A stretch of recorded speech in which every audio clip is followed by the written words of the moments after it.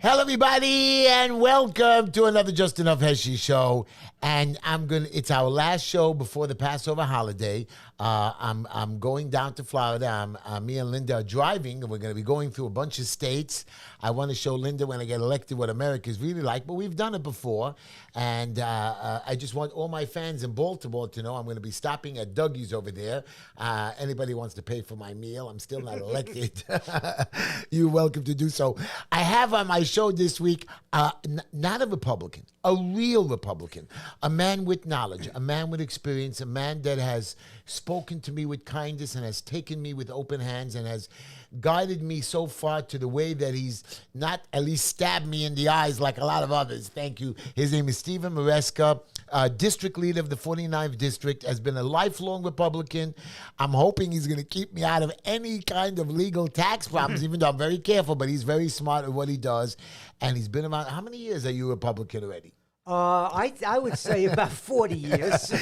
Well, you're way ahead of me, my friend, but I'm so happy I joined you, and I'm happy that you let me come. And I spoke to Steve beforehand, and he gave me some good advice. And Stephen, I want you to know I'm proud to sit here with you. I went out with you once, and you were just like, you made my heart melt. You know, you made me feel like a brother, and you didn't even know me when you first met me. And we spoke a few times, and you are just a wonderful man. He's just a good man, and you're going to get to learn a little bit about him on my show and his knowledge and his experience. And I'm going to scream at him a little bit, as I scream at everybody. You don't mind that, Stephen. No, I have one thing a lot. I have one thing I'm going to point my finger at you. But I want you all to know, everybody. Stephen, you have to know, by the way, I do a joke and a quote. Nobody laughs at it. I tell it on every show. I'm hoping to God somebody will laugh. Maybe you might just like me. I'll give you $1 if you laugh, by the way. I'm broke otherwise. Anyways, we're going to have a good show tonight. We have a lot to talk about.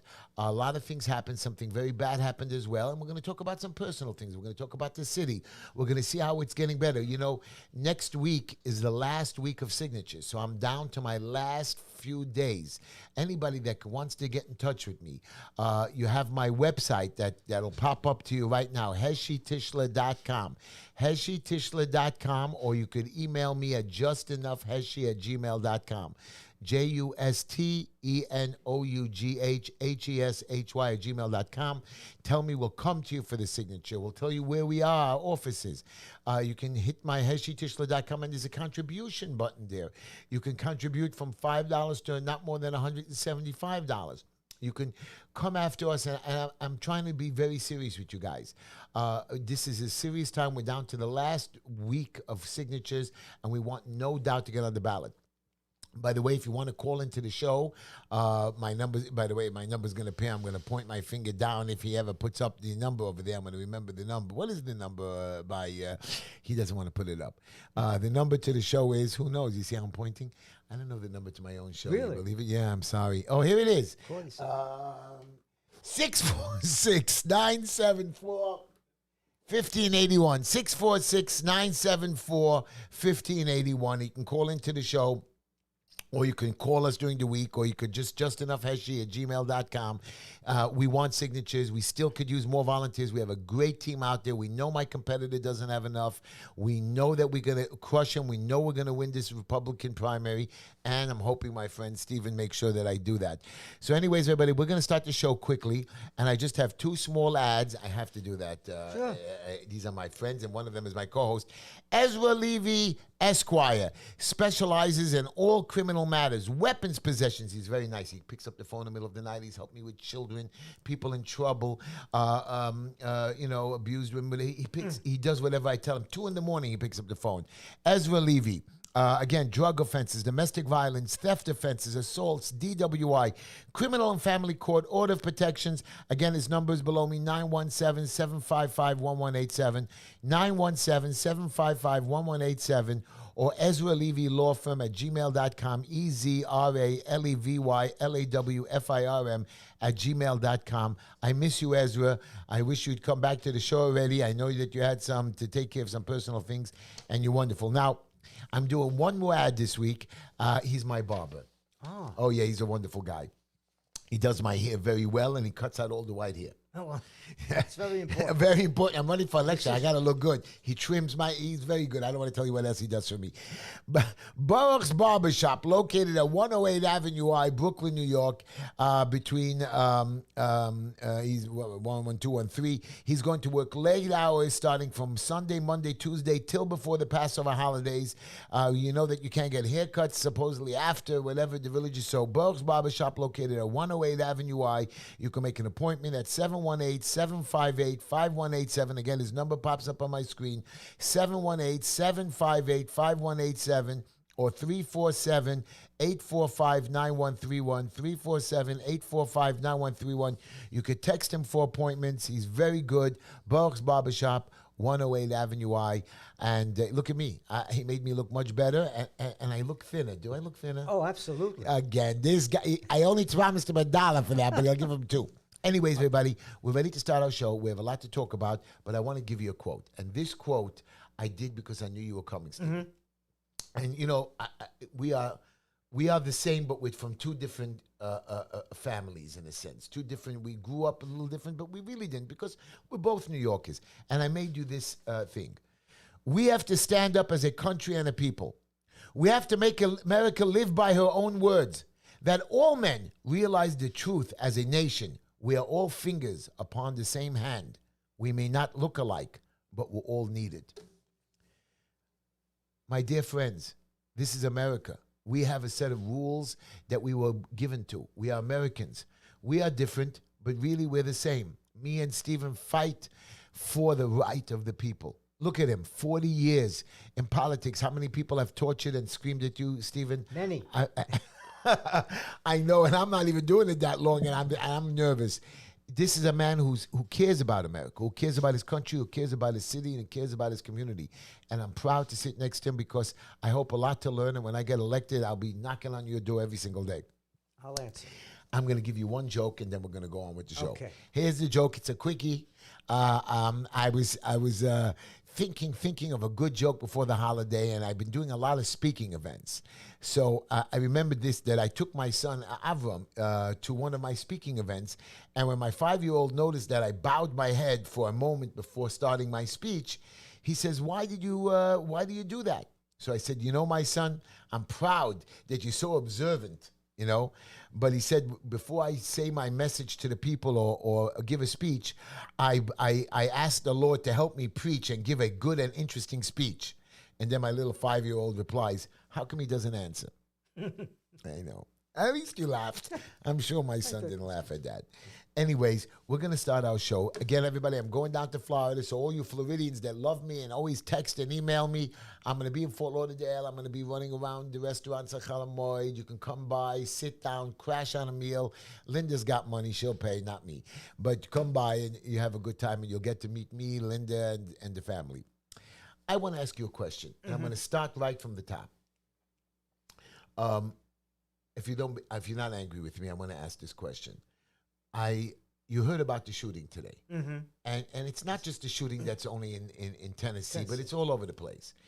Basically, it was a transgender person.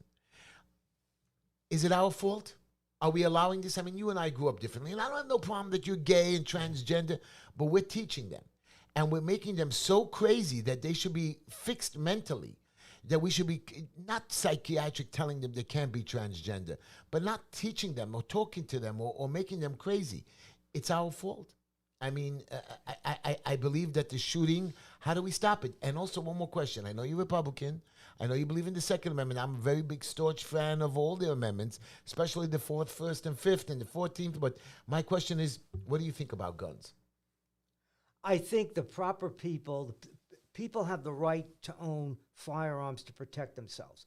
The problem in this country is that people who should not have access to weapons, to firearms, are buying them.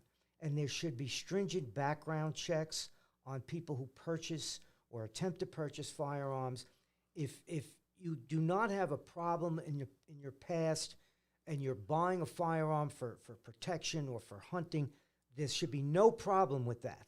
But what happens is people who should not have access to firearms are purchasing them, and you see what happens when they get into the wrong hands. So I love you, and you're a smart man, and that was common sense speaking. Beautiful. I give you a ovation. But you know it's not true.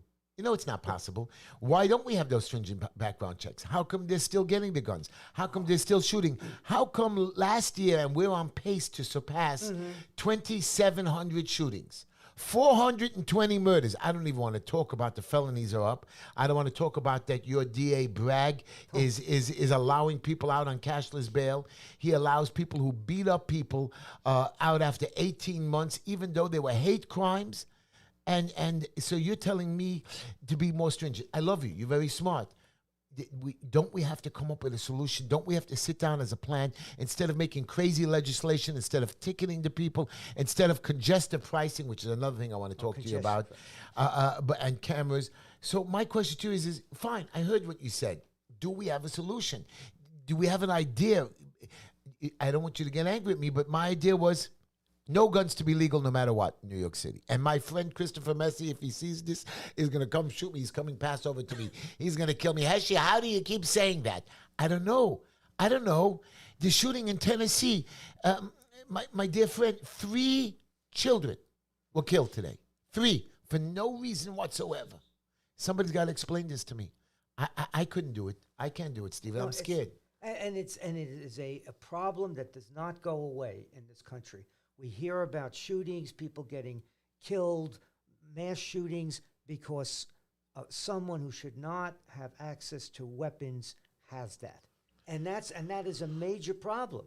And you know, if you ban weapons, I mean, some people think you should ban weapons to everyone except law enforcement, and you know, there might be some merit in that, but you know, there's also the right that people have to defend themselves, particularly in their own home. Right. So it's a difficult question, but the problem is people who should not be getting firearms are getting them, and it's not that the laws are bad; it's that the laws are not enforced, and people are able to buy firearms, they're able to buy weapons, guns, and they shouldn't be, because there's lax enforcement. But they're also able to buy illegal guns. Yeah. And that would be a big true. thing. I'm thinking something like, I know it's crazy, but with all your new technology and virtual reality, maybe there's a way that it's like a car. You know, when you get drunk, and there are judges that saying that you can't drive because you were drunk. Mm-hmm. So now you can't start your car unless you blow it. There's something. Yes. So maybe the same thing with a gun, that it has to be with a fingerprint. You can't touch it, or you put it in a box and the box won't open up without a fingerprint, or the gun won't trigger. Something we've got to do that I think that we could make better. And when I'm in city council, I'm really going to think about that a lot. Okay. I want to ask you a question. Sure. Again, Mr. Bragg lets cashless bail. Do you agree? Do you approve it? No. Alvin Bragg seems to be more on the side of the criminal as he is on the side of the victim. Can't we get rid of him? Well, the governor can remove. We have Hochul. But, if it would have been, that's if we would have had Zeldin, he yes. would have gone. Yes, Lee Zeldin pledged to do that. So unfortunately, he fell a little short. So that's not going to happen. And I think we're stuck. Were we cheating? Did he fall short? Was Zeldin cheated? That's a very good question. I'm not asking conspiracy. I'm just saying, was there cheating, or were we just stupid as a city? Come on, I mean, state 47%. We were close. Yes, close. Yes. What? Why didn't we push? Why I didn't see the Republicans pushing? And what I would have done when you're that close is you want a total recount. You want to look at all of the paper ballots that were cast. You want to see where there was some irregularities, where machines broke down. There's a lot of ways that you can challenge the results of an election, starting with a recount and a recanvass. It seemed like they were going to do that, and then it didn't happen. Is the Republican Party not, I mean, people are telling me that the Republican Party is not really organized, or they don't really, they're not really like the Democratic machine. They just spread all over. And again, here's where I want to scream at you. I'm part of a club. I'm now a Brooklyn member, and so are you, a member of the Brooklyn Republican people. How come our membership approved a Democrat to run as a Wilson School? Now, I understand if nobody runs, But now I am running. And if there would have been other candidates, how do you approve a Democrat to run on our line if you have a candidate? That And I know you voted for me. I know did. you didn't agree to the Wilson Pakula.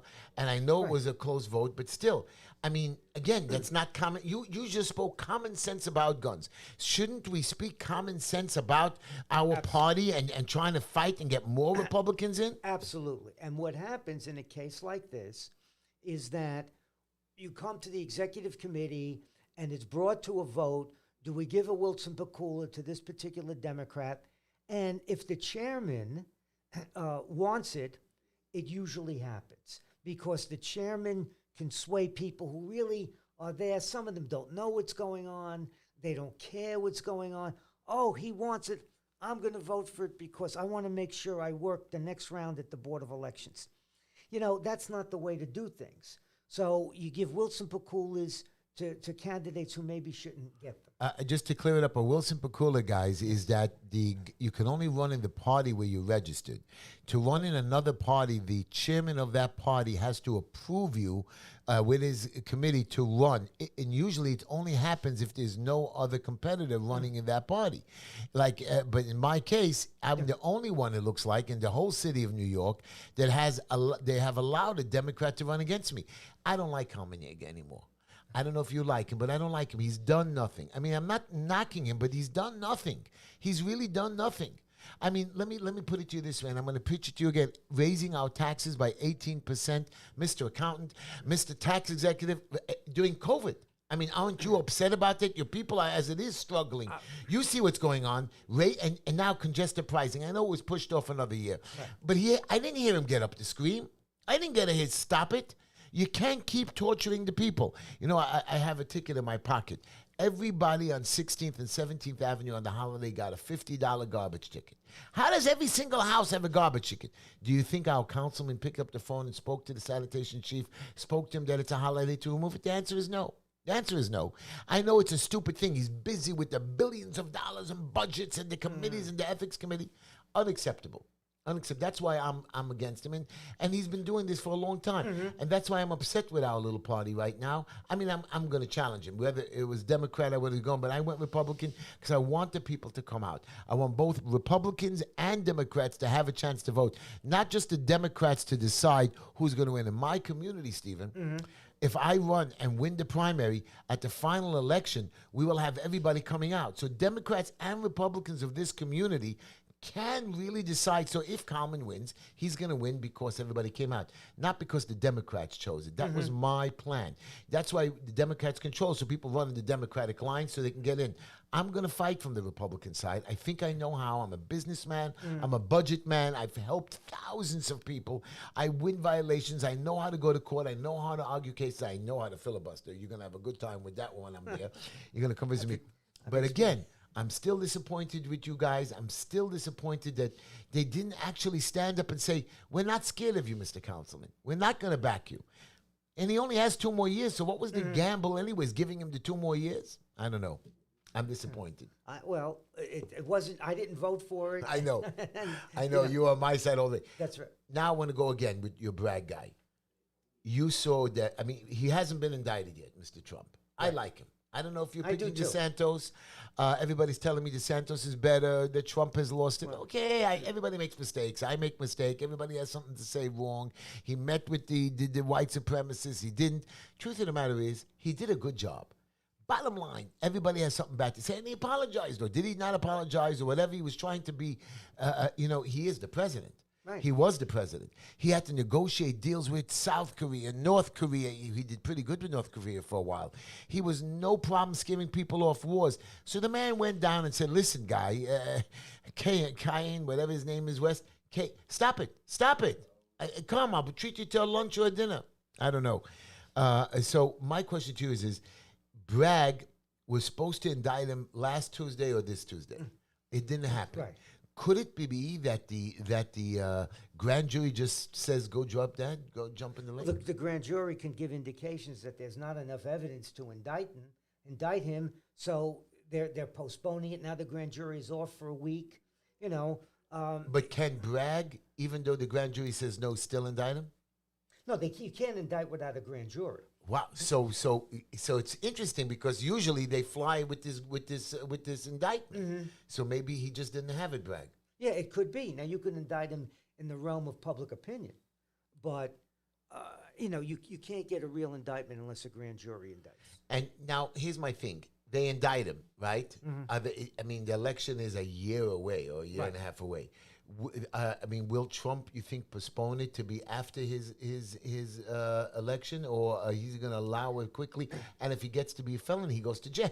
He's going to get more jail time on this stupid little thing than the guy who went and beat up 3 people, 3 Jews, with a hate crime. Do you believe it? It's one of the painful ironies of New York. But Bragg should be busy with crime, with shooting, with felonies. He's busy with the dumbest thing on the planet. Well, it's to him. And she signed an agreement. Yeah, it's a high-profile thing, and so he. That's what we're busy with, to be high-profile name, not to help the people. It shouldn't be. I mean, there are people who do not like Donald Trump, and the DA is playing to them.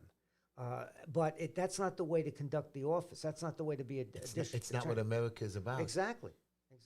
Well, I'm hoping the Republican changes. I'm hoping that I win with 3 more Republicans getting into office. I think we'll have like 8 councilmen, and I'm going to put my efforts over the next 2 years to try to bring in another 10. I don't know why we don't have a Republican running in every single district in this city. If we had one, just imagine that even if we get lucky, we pick up another 10 or 12 seats. We don't need all 51. We win. Yeah. Once you have that on the council, then you can start. But you don't have. I know that.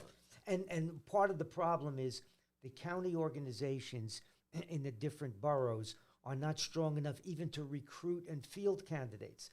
I mean, Staten Island is pretty good. We're doing Staten Island's great. Yeah, Staten Island. We're doing better in Brooklyn. We're doing okay in Queens. Manhattan, the Bronx is where the party is weak. And that's why you sometimes you don't even have candidates running for the state assembly or the city council or the state senate.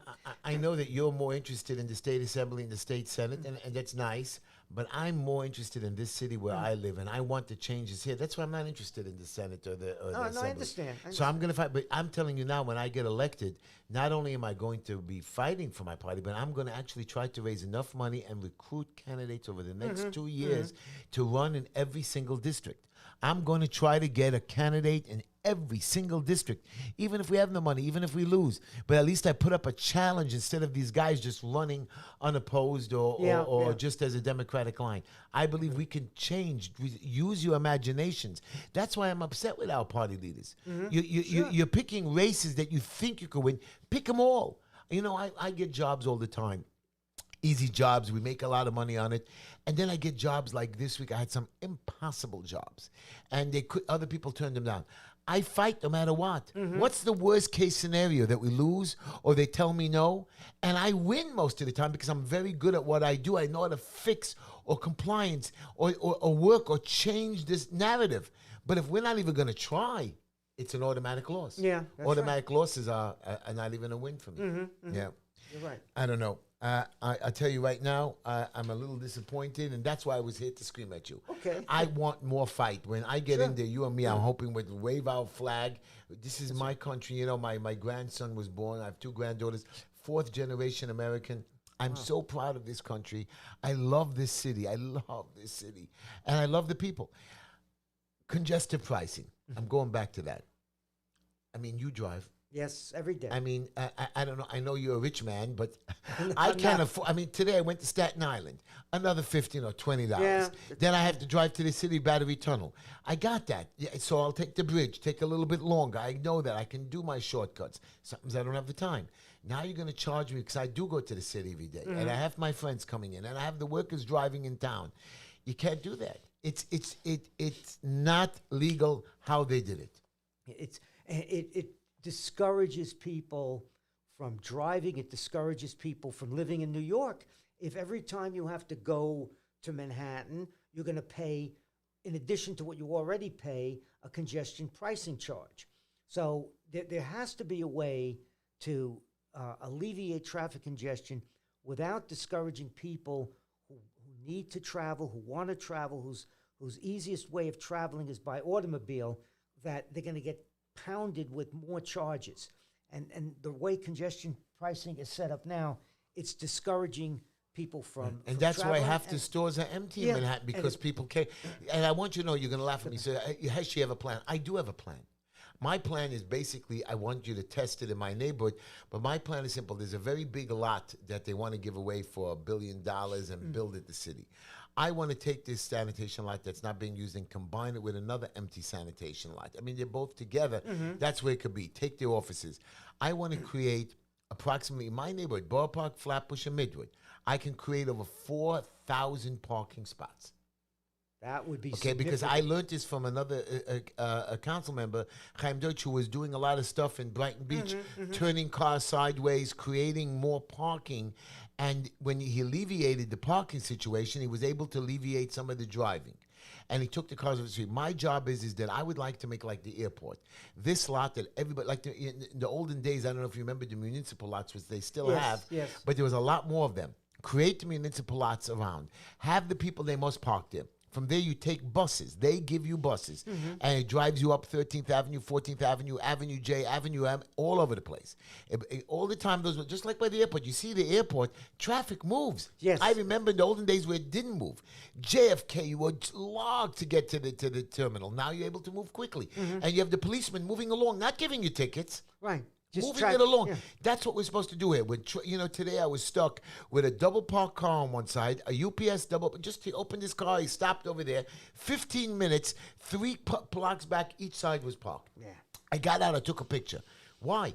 My job is get all cars off the streets, put in the lot, take your thing. When you have to go pick up your family or boxes, get your car and you drive by, because those parking areas are not there anymore. You could drive. And you have the cops moving along traffic. After 7 o'clock, back in there at night. No buses are allowed to park in the street. The municipal lot is made for you to park there for free. And that takes, you know how many spots that we lose? There's about 1,300 buses that park in my neighborhood. Borough Park, Flatbush, Midwood. That's, you know how big a bus is, 2-3 times the car. I just lost 3,000, 4,000 spots, and people run around, drive. And what happens? The first thing in the morning, the cops give the tickets. That's what they're busy with. Stop that. Move along traffic. Business will get more. People will spend more money. We can raise the rates. But again, that is my answer. So you're going to say, Heshy, how do you solve the city of Manhattan? You're right. Manhattan's very complicated. But if we use some kind of an idea like that and do the garbage pickups late at night like we're doing now, we can alleviate the traffic. We're not using our imagination. We're not using our brain. All we're doing is, Carmen Yeager told me, Heshy, you see, I was able to alleviate traffic a little bit by giving more tickets. I said, that's not an answer. That is not an answer. Anyways, that's what I think it was a good idea. It's something that I submitted a plan to them, just like I submitted a homeless shelter plan to them, not to make it 14 people congregate in a room, to create like a senior center homeless shelter, 2 people in a room. They're spending billions of dollars. They're not spending it right. I mean, a guy like you, Stephen, I want you to see the budget. I mean, you would cry, right? Yes. You have inexperienced people. Answer me this. How do you have inexperience who never ran a business to run a $107 billion budget? Can you explain it to me? It's payoff. They appoint people to run agencies with large budgets who have no experience running a business, managing money, managing people, trying to figure out how to adhere to their budget because they've made some agreement. You're going to get this job. You're going to be the head of this agency or the assistant commissioner, and you're going to have this responsibility. And many, many times those people have no qualifications to do that, unfortunately. But the city council controls the budget. My point is half of them are inexperienced. They don't know how to, they don't know how to run a budget. They need accountants and lawyers and people who are experienced in businessmen, but they don't have it. Well, I believe, I've seen part of the budget. I know when I get in there, I can recommend $3 billion to be I know you're going to laugh at me with that number. I know it's not a lot on $107 billion, but I figured out how to combine agencies, how to not hire more people and more, just imagine me. I have a staff that I could, of course, triple and not make money. You have to be able to use your staff, not be cheap, of course, like the nursing homes that killed people because they were understaffed. Wow. And they were able to suck money for themselves when they're supposed to put some of the money back in. But again, they were able to save money and cut their budgets. Why aren't we doing the same thing with the city? And not steal from our police officers, but cut down different agencies that are duplicity, from commissioners to inspectors. It's just crazy. Crazy. I agree. I don't know. We need Budget. you there. We need your Budget budgeting and teaching us how to do it right. That's another thing that I'm going to bring up to the city council. I know you're going to get angry. And we're going to take some phone calls, guys. 646-974-1581. And I'm going to see. Let me see if you have any questions for Stephen. I don't know. I can't see. My eyes are old. My question to you is, Stephen, our recently in the paper, one of our councilmen with the head of the ethics committee, and he appointed Ina Vinikova. It was in the papers. Don't say I made it up, everybody. I didn't make it up. Taking kickbacks. Can you explain to me, or not taking kickbacks, or using funds? I mean, she's not even a councilwoman for a year and a half. I mean, she's not a dumbbell. She's a lawyer, or maybe she is a dumbbell. I mean, how did you make such a mistake? I mean, you saw other councilmen, you saw the papers, you're smart. You're supposed to have a team around you. I know that I have a team around me in my office. And when I start the intake, I try the impossible and I ship it around and everybody screams at me and we have meetings. By the time it comes back to me, the finished product where I go out to help my client, or we help them build, or we help them do compliance, or whatever it is, I am well versed on every simple idea. Even if I disagree with my team at least has given me every option. She doesn't have a team. I mean, she has a budget of $1 million, if I'm correct, for her staff. Yeah, an individual council member is about that. Individual times 51. Right. $1.5 million for rent, another $1 million for donations, $180,000 in salary, plus $30,000 for every committee you sit on. Now, bad. you should be using that money. I'm not talking about health insurance and stipend and all those other stuff. You have enough money there to build you a team around you, even your own salary. How could she make such a mistake? That I can't explain. I know you can't explain and it shouldn't but happen. it's wrong. Right, and it shouldn't happen. And she should be punished. Well, that's a responsibility of the council and her fellow members. But she's a member of the ethics committee. You can't touch her. But she should recuse herself from determining her own fate, and her fellow members of the council have to evaluate this and make a determination as to what the course of action should be, what her punishment should be. She should resign. Well, that's something. If you have here's my thing to you, and I'm going to go through this list with you in a minute, and here's a list of people making money, okay? You get a salary from the city. Okay, Right. I don't even think you should get, but let's just say you get a salary from the city. Now you're getting, what are they getting? People are getting $430,000 in the assembly. You're right. They have private jobs. They represent Eastern Long Island. They have private law practices. They have private other businesses they're doing. Are you? What is it? One guy says he makes $690,000 working in the Albany assembly. You have a job that you're working. I work 8 hours a day, and then I have side jobs because I want to make some extra money. This guy has to be focused supposedly with committee chairman. You can't do everything when you're working. When you take on a city job, we gave you a decent salary. You know what the salary was beforehand. If you're not happy with the salary, quit and get somewhere else. But if you're working in city government, you know what the job is. Now you need to have private practice. I think that's wrong. No, and there are laws that limit the outside income of elected officials, both in the legislature. Doesn't seem like $600,000 on the somehow. side, dividends. You know the game. Well, interest in dividends is never covered by I that. know that, but they still have a law practice. Well, They're still that's- able to. I mean, it just bothers me that somebody's able to be an assemblyman and make $600,000 in practicing law. I'm looking at. I don't want to even see 24 lawmakers who are in extra cash practicing law for private clients. Yes, the legislature is a lot more lax at limiting the outside income of its members than the city council is. And that's something that has to be looked at. But, they have to vote on their own changes. And it's, it's not easy. Well, I disagree that anybody should have any outside job. You have enough money in the city council. You want to give yourself a raise, which they've given themselves a lot of raise. They get extra money for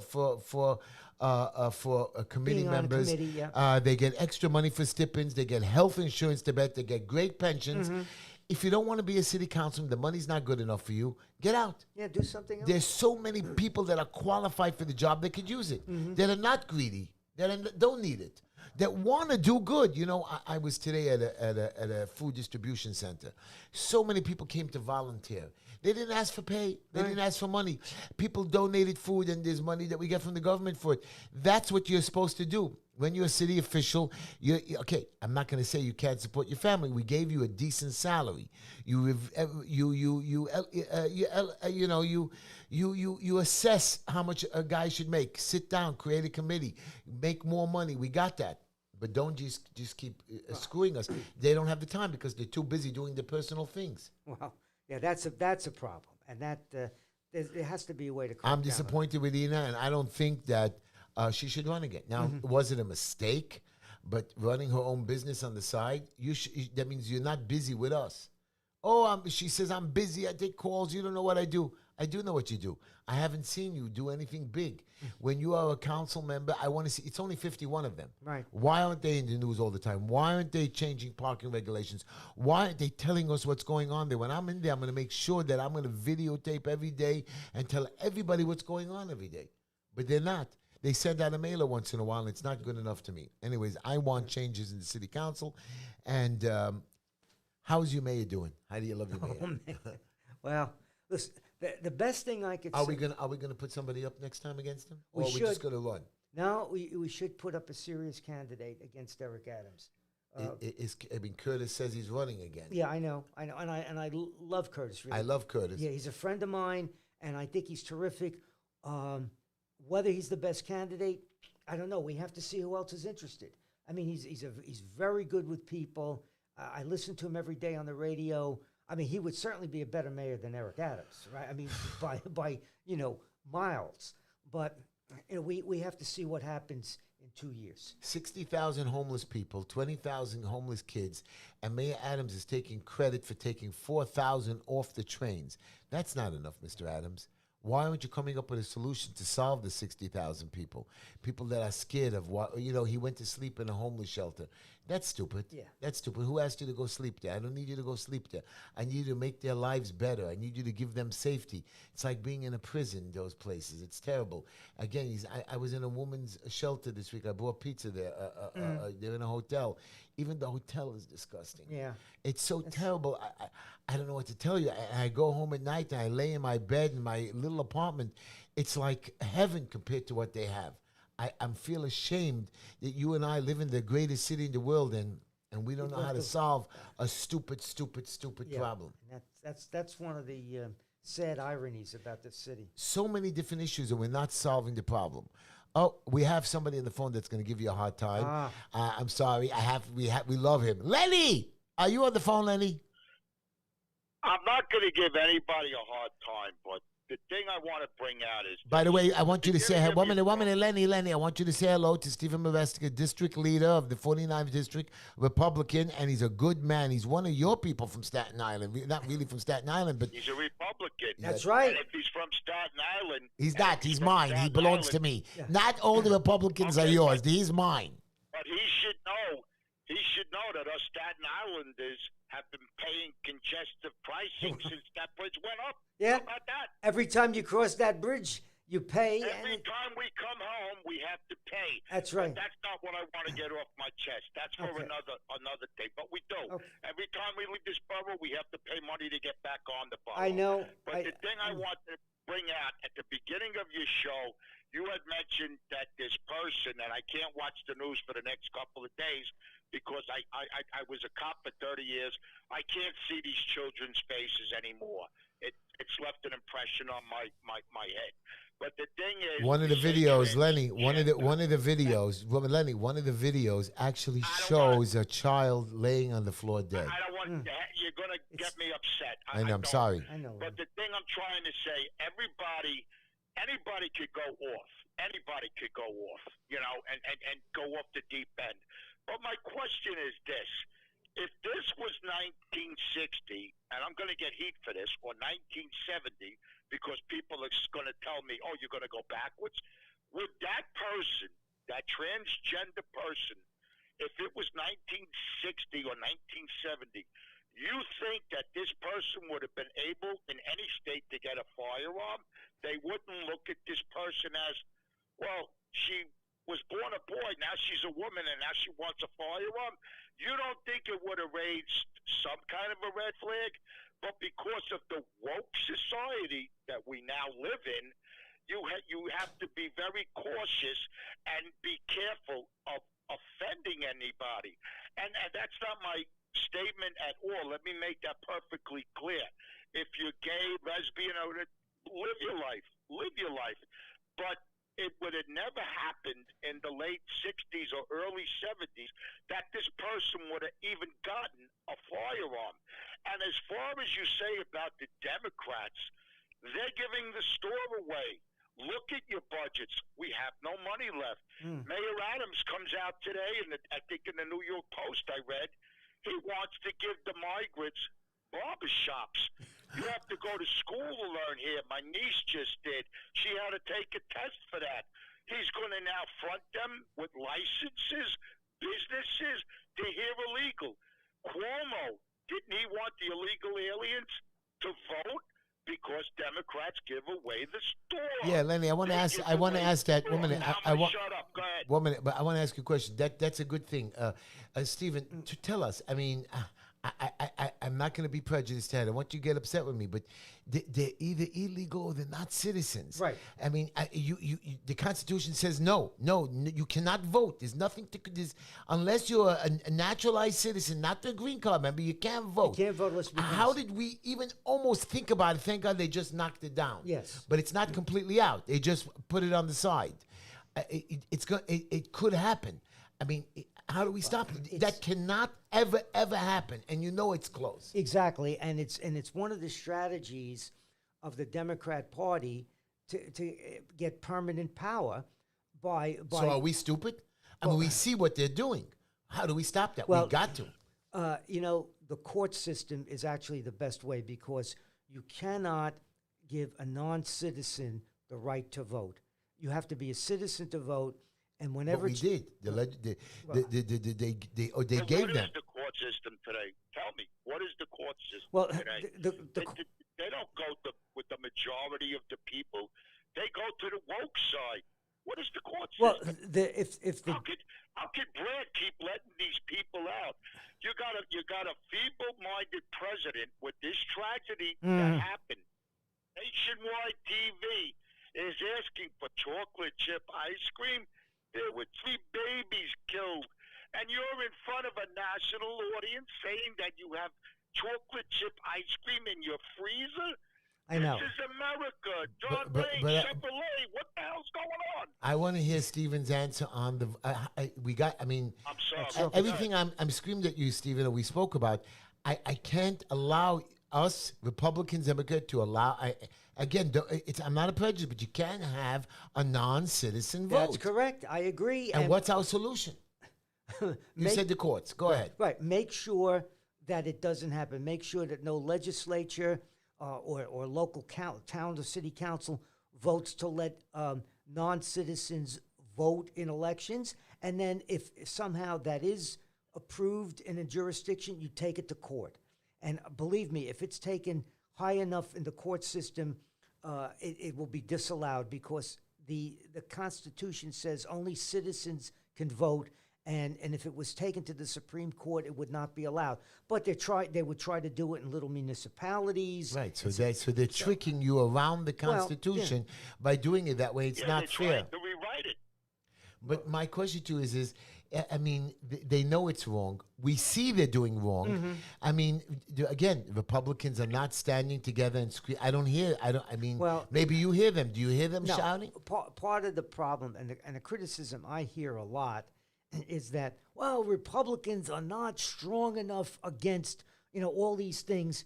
And to a degree, you're correct. I mean, you've got a lot of elected officials who are just busy doing what they believe to be their jobs, and they're not, pontificating, they're not talking, they're not advocating for or against certain things. I mean, that's unfortunately the nature of politics. But I agree, we have to be more forceful, particularly some of these outrageous things like non-citizen voting and people being released after they've committed a violent act. We have to be very, very forceful in our rhetoric against this. And once we are, it'll get people's attention more. And when that happens, it'll say, gee, they're right. Maybe what can we do to stop this? So I agree that Republicans and anybody who's against some of this nonsense has to be more vociferous and more forceful in their opposition however we can. I love this word, vociferous. Lenny, I want to ask you and my dear friend Stephen a question.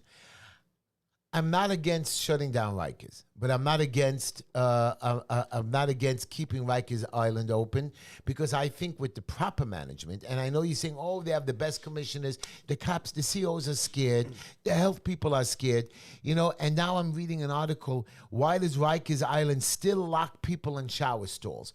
I mean, again, they're so scared of how to run the system. Right. So what we do is we torture our inmates to the point where they have to become violent. We're not running a proper jail. You know what? Can I say something? And I want you to know something, Lenny. Wait a minute, Lenny. If you ran this Rikers like you ran a camp or a low jail or something like that, there are people that know how to run jails. New York City is like what Stephen said. It's somebody that we owed a favor to. We put these guys in. They don't really belong there. We need people not only to do prison reform. But with all the buildings that Rikers has, if it's a low crime thing where a kid actually did something wrong, but he was punished to go, segregate them from the hardcore criminals. Because let's all remember one thing. If you didn't do nothing wrong, you wouldn't be in jail. So why are we bending over backwards for the guy that's waiting in the hallway for the old lady to walk in, hits her over the head, robs her Social Security check, and runs out of the building? The cops catch him. He goes to Rikers, and we got to feel sorry for this guy. Yeah, but Lenny, you have if it's a low-level crime with all the buildings that they got there, segregate the low-level crime. The kid did something wrong at 19. He did something stupid. He stole something from a store, or he drove with but he drove with a suspended license and doesn't have bail. They put you in Rikers. Yeah, and that's. Don't mix him in with the hardcore that he's gonna want to kill himself. Because 5 days in Rikers, he might want to take his own life. Don't put him with the general population. What are there, 5, 7 buildings there or whatever? So you gave me, so Lenny, you gave me a solution. Now, how come they're not using this brilliant solution? Well, call the mayor who hired the 911 dispatcher for $245,000 a year. There you go. Drain the swamp, Donald Trump. We are not going to get anywhere if the Democrats keep giving away the store, keep turning an eye. Drugstores are closing down in droves because they have a policy. If a guy comes in with 2 big black garbage bags, don't touch him. Right. Don't touch him. And the money they're throwing away on the budget. Walgreens will get in a lawsuit. Rite Aid will get in a lawsuit. This is what we're raising. Right, but Lenny, you keep preaching to me, and that's why I want to get in. By the way, everybody, we have to preach to everybody. I know we do. I want to see 1 million people listen to your show. I love you. I want to see a format somewhere. I want the Scott Lebedos can't handle it all by himself. That lives out here, but I'm sure your guest knows who Scott Lebedo is. He lives in Staten Island. We can't do it by ourselves. We have to unite. We have to stop this madness. You're giving away the store. And that's what I said.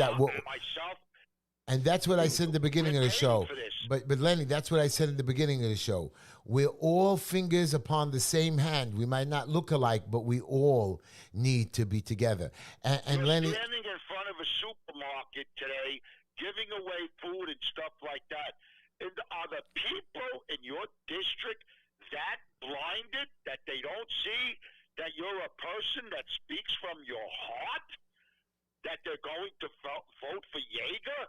What's wrong with people? I love you, Lenny. I love you. Just stop there a second.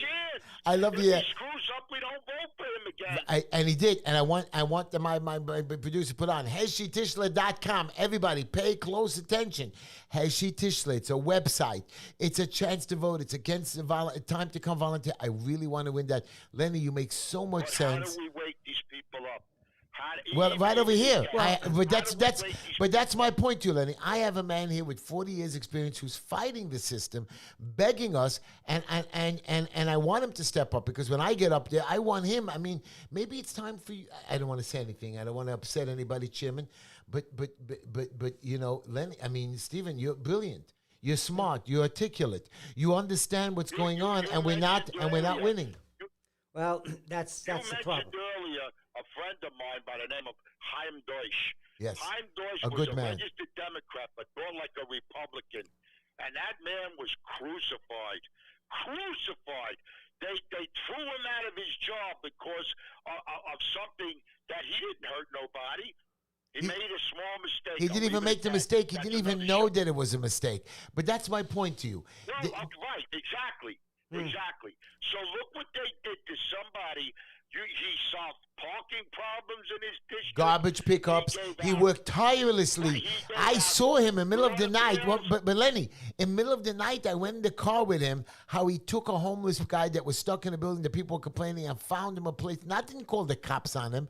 Found him services. Made sure that he took, and he himself, and it wasn't just once, many times, from helping people with soup kitchen, helping private citizens do private stuff to help others. He was very much community leader, meeting with the community. Voters. Yeah. People who vote, you have to wake up. You have to. Maybe what hurt Curtis Sliwa was upstate with the private schools hurt him. They didn't forget. But look what we got in the place now. He's the mayor of the city of New York. When is he going to start taking down these sheds with the COVID? All these parking spots that are being lost with these sheds. Why do we still have, in March, almost April of 2023, why are there still these sheds that they're storing outside? They store tables, they store chairs. Right. It's a storage. Stephen, it's not even a restaurant anymore. It's a storage it's a shed. storage facility. And what bothers me even more about it, but what bothers me even more about it, he hasn't canceled all the mandates. Yes, he's gotten rid of it and we don't follow it anyways. But he didn't get up and say, mandates are over. Do you know that I have to go to the campaign finance board? They changed my date to April 25th. And they're telling me they're coming there and I have to do an interview. If I don't do a video, I will lose some campaign finance board. Lenny, they're telling me I must wear a mask. I swear to you, I must wear a mask. You know I'm not going to do it. I'm going to give a hard time. But I must wear a mask. I mean, stop it. We don't have common sense, Mr. Stephen. We don't have common sense, and we're letting them get away with it. There's no sense. They want to control you. They want to control myself. They want to control your guest. It's ludicrous. He said the same thing. It's now a storage shed. Yeah. If you did that in front of your house, sanitation would be there in a heartbeat. Right. In a heartbeat. For napkins flying around, they give you a ticket. Yeah, you get a summons. Absolutely. Right. Yeah. But, so how do we reach the voters to make them have the common sense? The Democrats are giving away the store, but the Heshy Tischlers, the Lennys, your guests. Stephen Maresca, this is a man. Yeah. By the way, he's a good man. He's going to be our district leader again, the 49th district. He's a great guy, and I'm going to be there for you always in the future. And I want you to know, guys, here is somebody that we have to look up to, somebody that we have to respect, somebody with common sense, and somebody I'm hoping that will always answer my call and say, Heshy, do this, do that, and you know that I'll always be available because every time, I always try to text you every single week because you're such a good man. And ladies and gentlemen out there, I want you to know something. This is serious what Lenny's talking. It's serious what Stephen Maresca is talking about. We need to make a change. We need to fight back.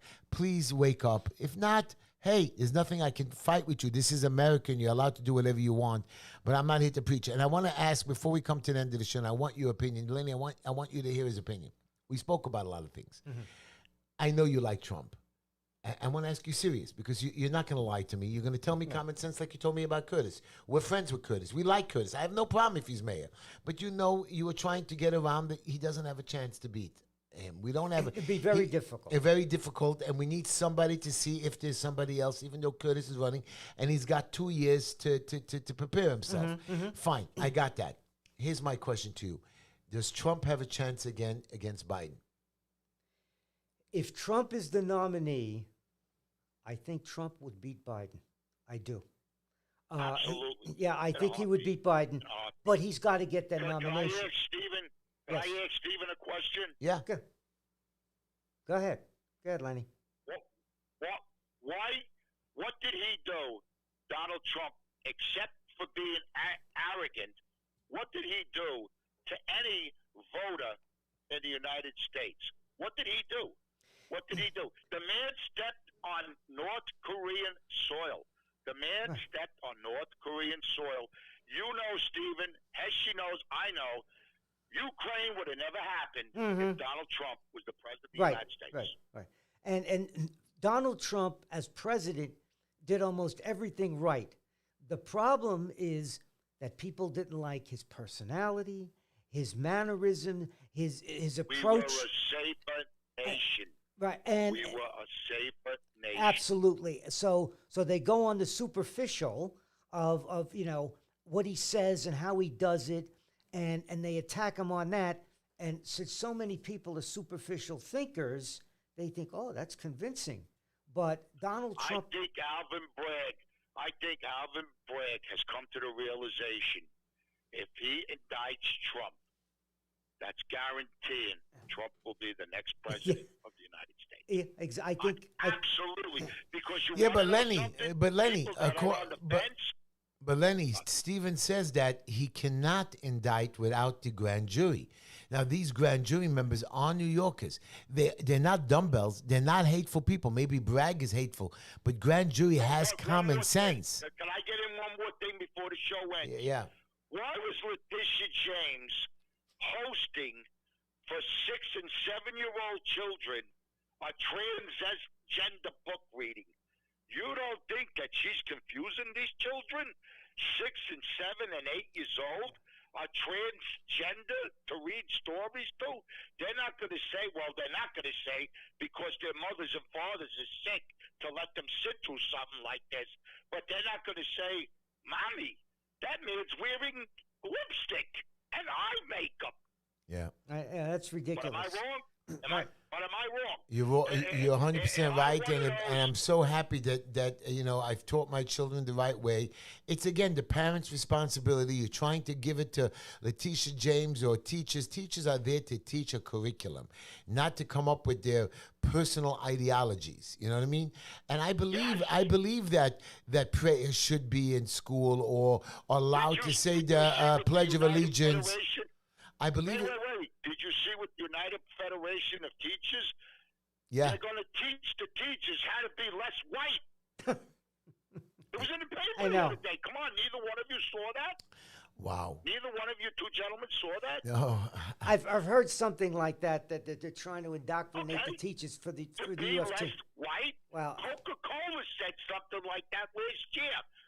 Coca-Cola said something like that last year. How do I be less white? Wow. What do I say? Be less black if your pants are below your knees?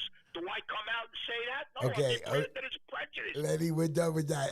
I love you, Lenny. By the way, so many of my people during the week text me and call me. Is Lenny going to call in? We love Lenny. They love you, Lenny. I mean, I have so many of my fans say we love Lenny. About that. It's just about what's become right and wrong right now. That's it. I don't believe a 9-year-old kid should be put in the classroom and a transgender person should be reading. You want to bring them into a high school? You want to tell these high school kids, listen, this is a form of life now or whatever like that. They're of mine. They're 14, 15, 16 years old. You don't do that to little impressionable kids. I don't think you do it to 14 and 15-year-olds either. Lenny, I love you. I want to wish you, Lenny, a happy Passover, happy Easter. We'll see you in 2 weeks when we get back. So don't forget my number. Don't forget to call in back then. Vacation. I'm going. Councilman, maybe I'll see you out here in Staten Island. Maybe I'll see you shop. I'm going to come here. I'm taking a bunch of people with me to Florida and some orphans, whatever. We're going to have a great time down there. And I'm going to fight with Linda there, too, just like I fight with her. So it really won't be that different, but I'm hoping any of my people down there will do it. Stephen, I love you for coming on the show. Thank you, I want to my wish you a pleasure. happy holidays, happy Easter, happy Passover. I too, hope you were so informative. I hope you had a good time with me on the show. You're just did. a wonderful, good people. Thank you, everybody, for watching my show. We'll be back in 2 weeks. Don't forget the HeshyTishler.com. Don't forget the JustinOfHeshy@gmail. You can send me any question, ask me any question. I love all of you. May God bless you. God bless America. God bless this great country.